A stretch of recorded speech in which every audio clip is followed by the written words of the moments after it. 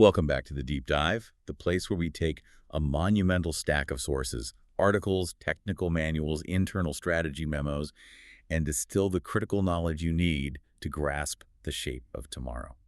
Today, we are deep diving into perhaps the most fundamental challenge facing digital life right now. And it's a pretty uncomfortable truth. It is the encryption we all rely on, AES, RSA. It's basically living on borrowed time.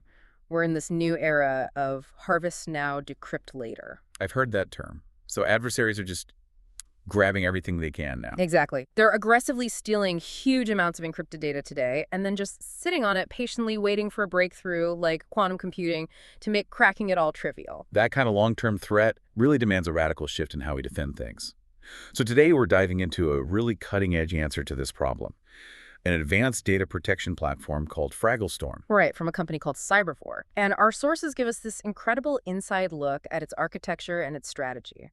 The challenge here isn't just about building a stronger lock, is it? Not at all. It's about making the target itself, the data, virtually unrecognizable.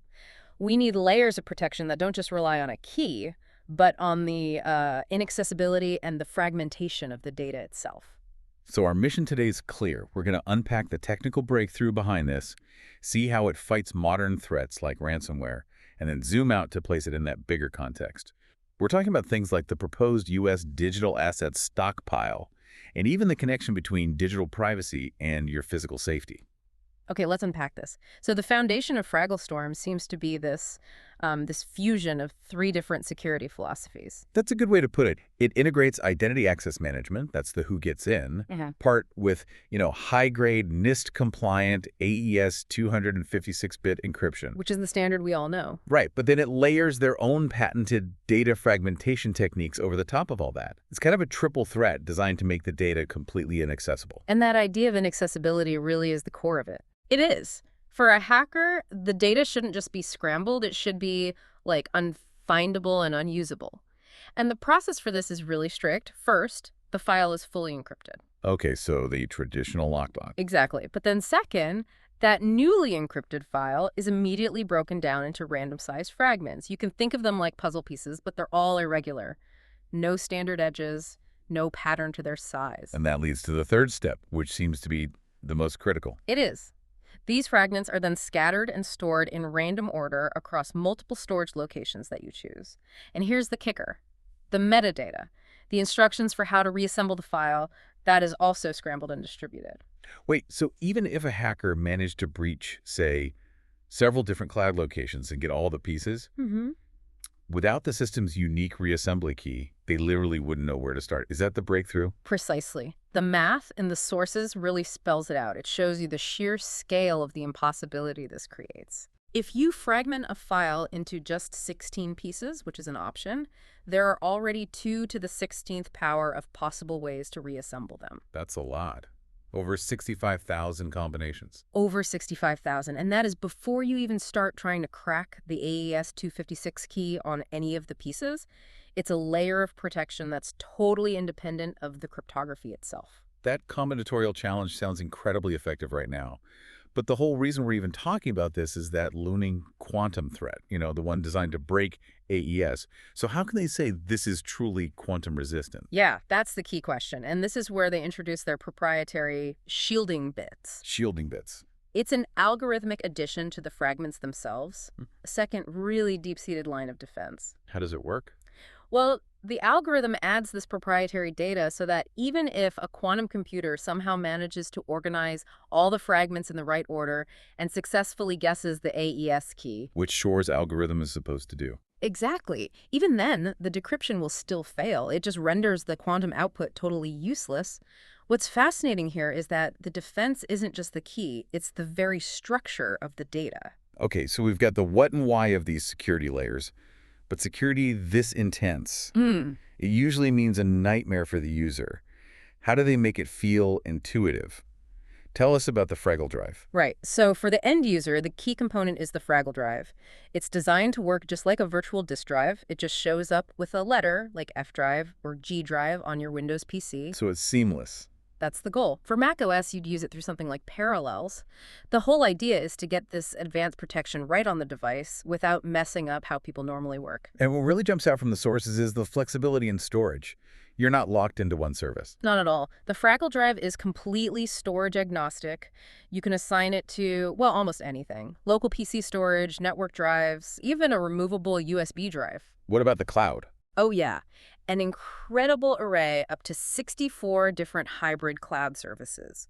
And that includes S3 compatible and even immutable storage. So organizations can control exactly where those little encrypted fragments end up. Totally. And a single license supports up to 3 separate Fraggle drives, which can even share storage if you want. But the access has to be rigorously controlled. That's that zero trust philosophy we hear so much about. Absolutely. Access is entirely user-activated.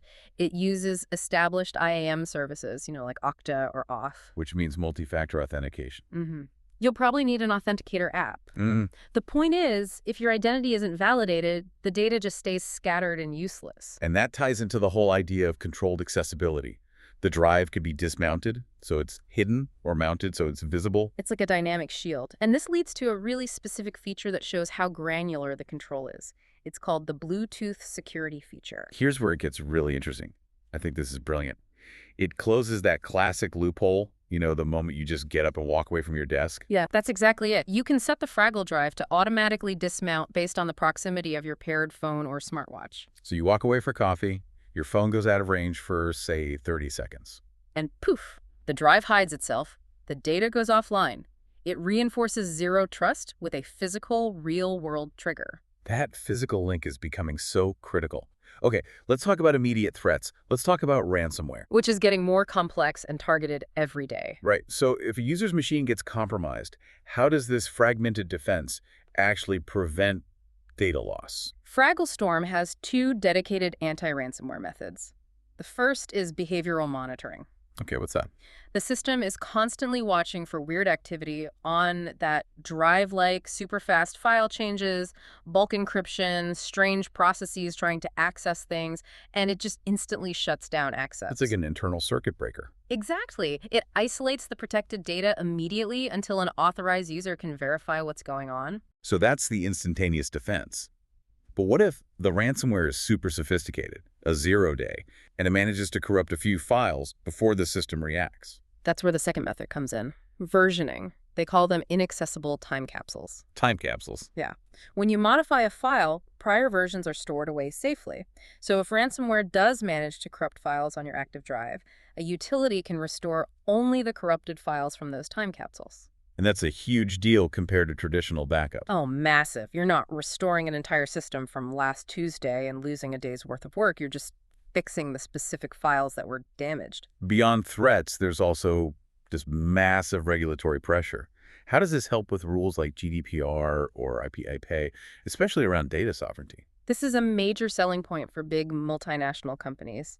An IT manager can set up a Fraggle drive and configure it so the data fragments are stored only in specific geographical locations. Ah, so you can keep European data on servers within the EU. Precisely. You fragment the data and ensure the pieces are distributed across, say, an on-premise server in Frankfurt and a cloud service in Paris.